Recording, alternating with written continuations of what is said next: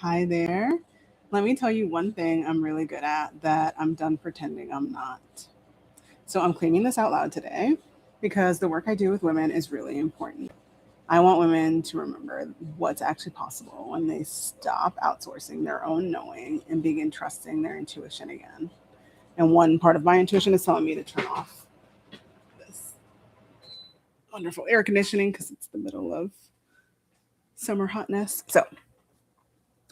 I'm just going to reiterate that because I think it's important. I want more women to remember what is really important and what's actually possible for them when they stop outsourcing their own wisdom and their own knowing and begin trusting their intuition again. Um, One of the main reasons I've been feeling as though I'm shrinking until now is because what I often teach and help women with is the thing that I struggle to do for myself. Right. And so this is why I'm like so committed to my energetic practices and what I do. And I try to do like Akashic record readings and energy coaching on a regular basis, like at least 3 or 4 times a week, because I still need those tools.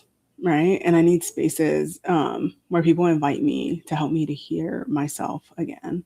Um, and I think because there is some sort of like, I think it's so funny. I think I've always believed this tenet that I have about storytelling, which is like the story that you're most equipped to tell is the one that you're most scared to tell or the one that has the most shame. And it's very similar to this part of me that's like, oh, I help you do this thing. That's actually like one of the hardest things I do for myself. Um,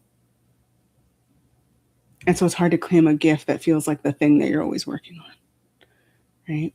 And if you're here today, it's because I know you're not a beginner. You're super smart. You're capable. You've read all the books. You've signed up for the courses. You've hired the coaches. You've downloaded the maps, the blueprints, the compasses to help you figure out what to do. I've done all that too. And somewhere along the way, what we do is we hand over what it is that I guess I would just call trusting ourselves. Like we begin to trust ourselves less and we hand that over to other people. And so often, I also believe that part of my difficulty with trusting my inner knowing is because I'm claircognizant. So it just comes in like a knowing. It doesn't come in like a sense of like, sometimes it does come in through my body. Other people, it's a little different, but claircognizance is one of the most difficult clairs because it just arrives as something that you know. And so you wonder, like, do I know that? Or did that arrive through some guidance given to me? Like, or is that coming from somewhere else? Right. And the more you get into your spiritual gifts, you're like, is that mine? Or is that what somebody else left out here in this energy field that I'm picking up on? All that stuff. Right. So we receive this guidance in a moment and we wonder, how do we begin to put it into place? And what we do is like we research because we're people that are really committed to like getting things, how do you say this? Getting things done efficiently and with like the most support ever. What we do is we outsource it, right? And we say, hey, who could tell us how to do this? So we had this idea for this book or like this idea for a business. And we're like, oh, so like how do we get to do it the way other people have done it, right? And we look for the right way. We look for the people who give us the answers in the moment that we want them, right? And we're convinced, like, if we find the right path and we find the right strategy, then we're finally going to be ready. So, like, create the business, the book, the body of work, the YouTube channel, like whatever it is. And along that path, right, we forget to ask, like, well, what's my way? Like, what is my own path? And what is the thing that I want to make? And why do I want to make it? And I've always believed that on that path, you may arrive at a place where you're like, oh, but I need help. Like, so I need to figure out how to get someone to help me. Right. And I do think that it is so important for you to have enough discernment to know, right? Oh, I need support with this because I actually don't know how to do this. And I think it's important to be able to ask for help. But sometimes what happens is we ask for help before we even know what kind of help we want. And that, I think, is a really scary place to be because then we jump in and we're like, oh, we're just going to do whatever is set before us. And we totally forget, right? Totally forget the initial idea, the initial plans that we had, all the stuff, all the stuff that we were like, oh, this is how the book could be. And once we sign up for the way someone else is asking us to do it, we like forget that initial vision that we had. And we begin to lean on them rather than leaning on what our vision and what our purpose and what we're feeling called to do. And so the question is not whether or not you ask for help. The question is, where are you asking it from and for what purpose? Right? And how can you enter into that relationship with whoever it is that you're asking to support you in a really sovereign way that feels like really good for you, because you trust them with the vision that you have. And you also trust them to help you create your own unique path to it. And so I also believe that those are two different places to create from. The place from which, oh, I'm going to go get help and I'm going to get support. And doing it from a place of like, oh my goodness, like I just need to figure out how to do this. Versus the like, oh, I'm really interested in creating this thing.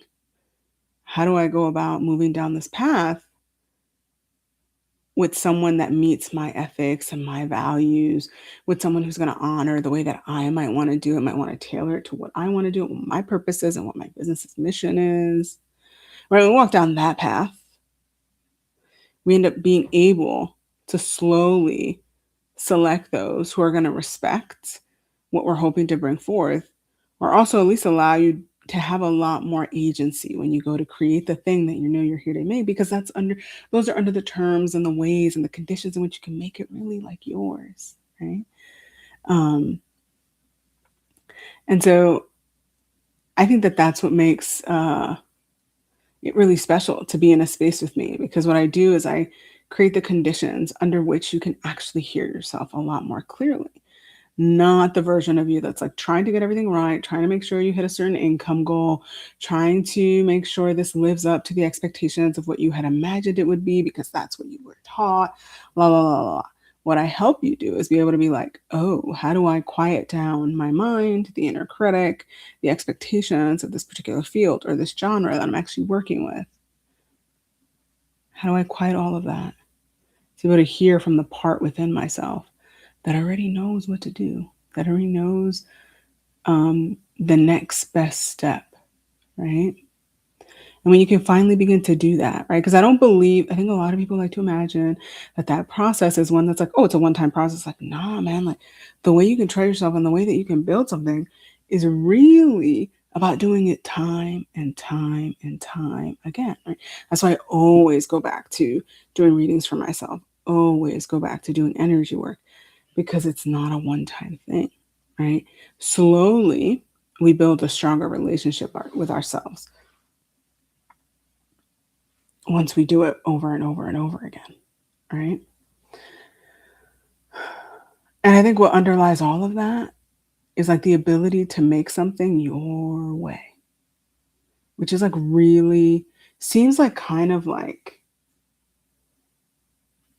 I don't know, it feels, how do I say it? Like it feels so revolutionary in a world where like there are YouTube channels and Substack channels for people doing the most unique things in the world.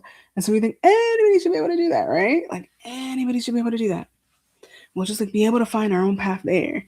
But that's just not how it works. Like the world's very much built up with all this noise of like, but you should follow these particular guidelines, right?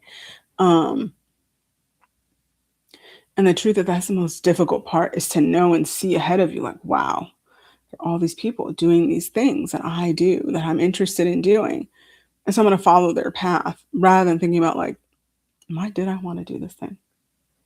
What is it about it that's calling to me, that's asking me to open up a new body of work, right? Because what I believe in the spaces I create is that like creating the thing itself is never the point, right? The point is the journey that you allow yourself to go on when you decide, I'm going to do this thing that I said I was going to do. Like I'm going to do it. And not only am I going to do it, because we all get things done in the world, but I'm going to do it in a way that honors me and the way that I want to showcase what my gift is, in the way that I want to have this conversation about this particular topic that I'm really passionate about, right? The point is that you get to learn more about yourself and you get to grow. as this amazing being who now gets to be able to make sense of what you're here to express. And you allow yourself to do it in your unique way. And you don't stop asking for help. You figure out, how do I ask for help differently? Right. And so I had this moment during a coaching session with a mentor where I realized, like, this is a problem I have in my business, but I'm unwilling to do these things. Right. Because these are the things that I had. These are the options available to me because I want to move things on this timeline. Right. So I'm like, it's like I figured all that out for myself. I'm like, oh, but I need to do this in my business. So I go to my mentor and they coach me. And they ask me, like, well, what's the problem with this? Like, why is it you don't want to try this strategy? I'm like, well, this, and I don't believe in this, and I don't believe in this.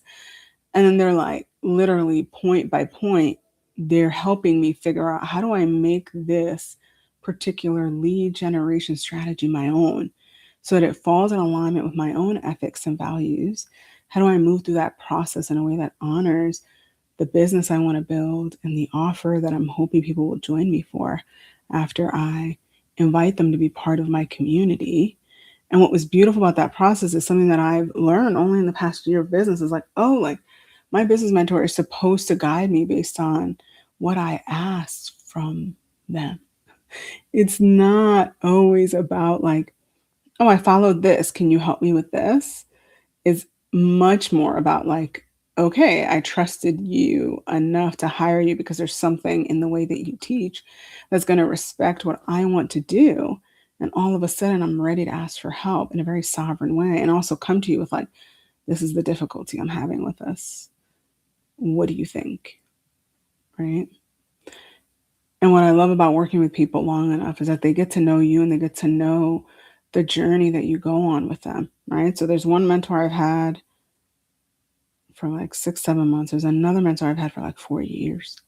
And there's a reason I keep working with the wonderful human of 4 years is because she like knew me way before I had any sense of how to communicate even what I do to you now about intuition. Of course, I got my energy coaching certification 3.5 years ago. But before then, I've been on a very long journey with my knowing, right? And that's like the book I'm writing. And still, I keep this person, what I say, like in my pocket and in my corner, because she's going to hold me to this greater vision that I have for my business and also going to ask me like some tough questions. And what I've learned most in this journey with her for so long is like, oh, I get to decide. Like, she just gets to give me options. And I get to come from a sovereign place and be like, oh, I think that's the best strategy, or this is the best way that I can do this right now. Right. And then I can also be honest about like long-term strategy versus short-term strategy, right? Because when you first start writing a book and you first create a business, it's very different from when you're like in the middle of it and you're trying to like figure out if you need more information or you need to tinker with a different offer or you're being asked to build something new. Right. And I think that's what is so important about finding these spaces that help you return back to yourself. And that was one of the reasons I created the Sacred Creative Studio. Is a community membership for women who want to really build a new body of work in a different way than they built their other bodies of work. And it's a place where you arrive to create your own blueprint for how you create things, right? And how you develop a creative life. And what I love about it too is that it's a space that you're supported in figuring out and discovering like what wants to come through you. So like we talk about your ideas. There are different moments where like you can explore your resistance. Um, and then what I love the most is like we celebrate what it is you're making, and we also celebrate like every part of the process you've decided to show up for, which is kind of hard to find on your own or with the right people, right? And the best part of the membership for me is like, okay, you came in wanting to build this thing. I said a blog post, a book, um, a new curriculum or a course, right? And I'm there to reflect back to you, like, what is your next step in this particular season for the project, right? And not the step that you think you should take because someone on the internet told you to. But the next step that feels right and true for you. And then for you to decide, is that something that you return to something that you purchased that gave you some good perspective for you to work off of? Or do you want to make your own way and then return to that at a different point in the creative process, right? Because I think all along the way, your intuition is sitting here waiting for you to call it in, like tap it in. Like just like the spiritual realm, it's like literally like there are guides waiting for you. Sort of like when you're on those, like you've seen those races where like you hand over the baton for the next person to continue the race. Like some of them are just like waiting for them to be tapped out and tapped into your field to support you with what you need. And often your intuition is sitting there waiting for you to be like, are you gonna like pay attention to me? And then, it comes back in different ways if you don't pay attention to it. Um, I always say it arrives no matter what you decide. Like you'll receive the knowing. Sometimes a little easier, sometimes a little more difficult, sometimes it's quite a journey, right? Because I think that when you create from intuition and build strategy off of that, but off of what you know about yourself, off of what you want to build and how you want to do it, once strategy is informed by those things, that's, I think, where the most easeful process of creating comes from. And where the process is also like something joyful that you can take a moment and enjoy before you get to the last end and finally create it. Like you get to enjoy the whole process on the way there, right? So, as I conclude today, I'm going to ask you to tell me in the comments what you're good at, because I just spent, I don't know, 10 minutes telling you what I believe I'm good at. And so finish the sentence. I'm good at. Don't over explain it. Don't try to soften it. Don't laugh after you say it. Actually, you could laugh because it took me a little while to prepare for this video because I'm like, oh my God, I have to like claim what I'm good at. It's easy to claim your expertise that you have degrees and certificates for. But when you're building a new body of work, like what I'm doing right before your eyes as I go live, it's a little harder to claim that that's the thing that I'm good at because there's a lot less evidence for it. I mean, I have a few years of evidence, but that's different than like 3 degrees, 13 years of schooling, other published works to tell you, yeah, that's what I'm good at, right? And I think that's what we're being asked of ourselves to say is like, what are you really good at after getting all that stuff? Right? Because even as I look back at my career, I'm like, yeah, I've always been good at that. I mean, that's what I did when I led organizations that I was a part of, when I was teaching in a classroom. Like, that's what I do. I listen to students. I can hear the thing that they're sometimes scared to say, but I can sense it. And I can be like, is that? And I have them actually admit it and say it out loud, right?